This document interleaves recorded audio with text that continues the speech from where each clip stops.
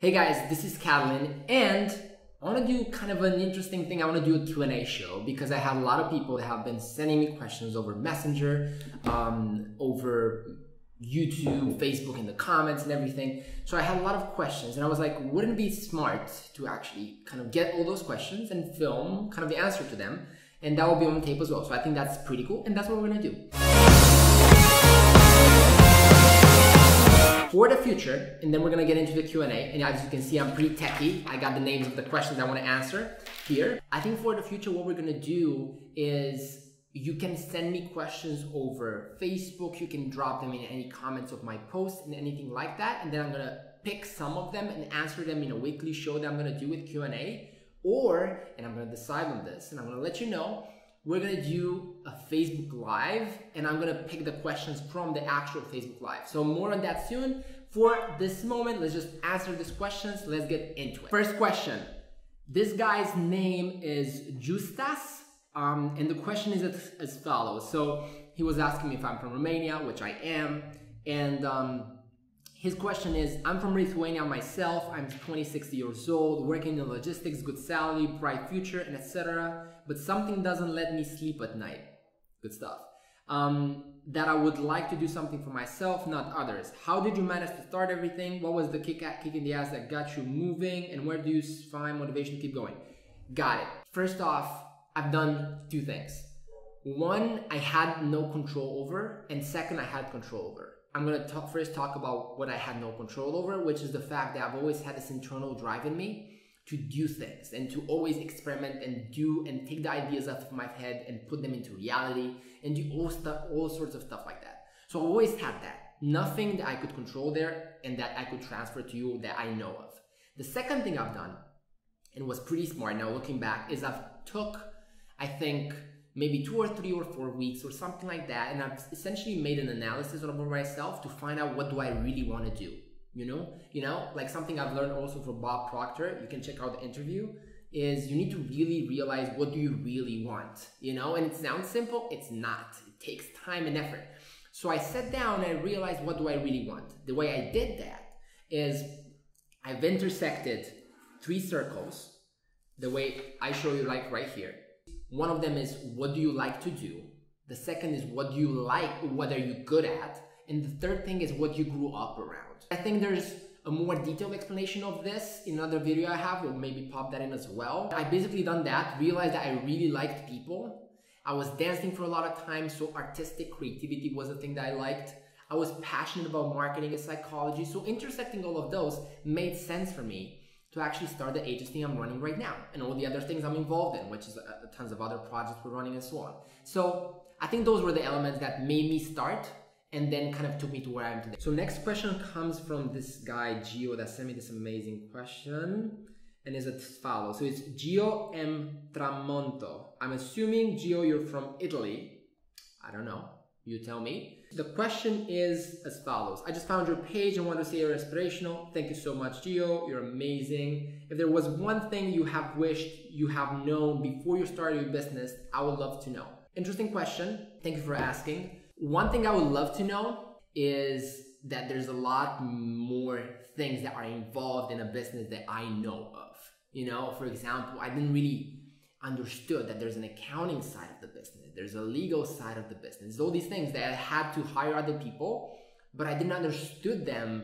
And that kind of put me in a slow track to actually make fast progress, So after I understood those things, and really protected myself from some other things and all these things. So the legal side, the numbers side was a big thing, like controlling expenses, something huge for me. I do not like that. I hate it. I hate numbers. At least I hate the numbers that start with a minus in front of them. I hate those. I like those with a plus. So finding people that really suited my weaknesses, I think, is the thing that I did. You know what? I didn't do it, but I realized and I wished I knew before I started. So that was number 1. Number 2, I don't have a number 2. No, let's just keep number 1. I like that one. So Gio, I hope it answered the question. For me, it was finding people that were kind of complementary, were yin and yang for what I was good at, and they were good at something else that I was bad at. So that was kind of my thing. Hope it helps. Next one, let's do it. This next guy is called Dimitrie with a J from just or jet, depends on what you like. Let's see. So this guy, Dimitrie Starovlah. I think this guy is from Serbia. Yeah, he is. This is a big message. His question was, and I'm going to summarize it because this is huge. It's a huge question. He says, I have a business idea to help medium and large businesses to achieve bigger results in their businesses to better communication between themselves. And I don't have any particular plan right now. And also the knowledge, I don't know how to start this process of making this idea real. That's it.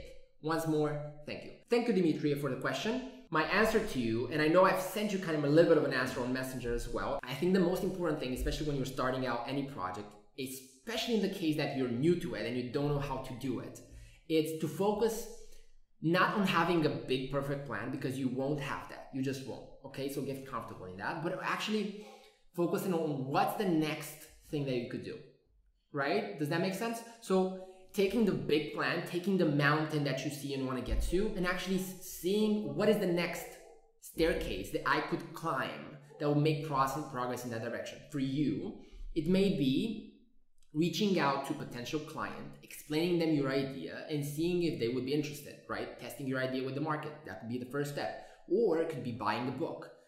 That may not be the best perfect step because you may be kind of procrastinating into buying a book, you know, so you don't want to take action, so you're buying a book to kind of like overthink it. But that could be a next step or not.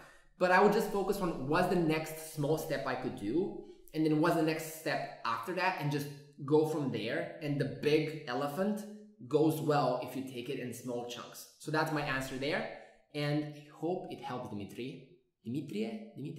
Any case, by the way, I've been to Serbia, amazing place, incredibly interesting, because I mean Romania is not that expensive too, but Serbia is like great. You know, I've been to the like amazing restaurant, and basically 2 people ate at the fanciest restaurant. It was like so incredible, like 40-50 bucks or something. So you're living in a great place, Dimitri. Just worth mentioning that. Last question I've noted down. It's from Ionuț. That's a Romanian name. Thank you, Ionuț, for the question. This was on YouTube. What book influenced you the most? I think this is an interesting one. I chose this one because a lot of people, I think maybe 100 people in the last 2 weeks have messaged me about like, what are your top books, your top books, your top books, your top books.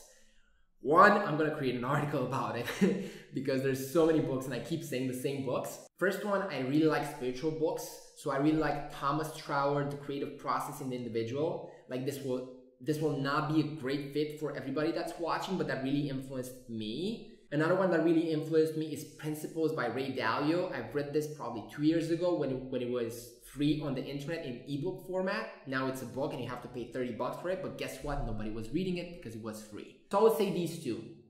And I would say number 1 is my spiritual book, and number 2 is Ray Dalio's book. Now I also want to give you a couple of others because I think this is a good time to mention a couple of other books I like that may be helpful to you. In regards to marketing, my top book is called Poor Charlie's Almanac by Charlie Munger. And specifically, it's a really good chapter, I think chapter 14, about the psychology of misjudgments. And it basically talks about like human biases and kind of shortcuts we have in our brain. And psychology-wise, it's an amazing book. I think of it as like the kind of the foundation of good marketing.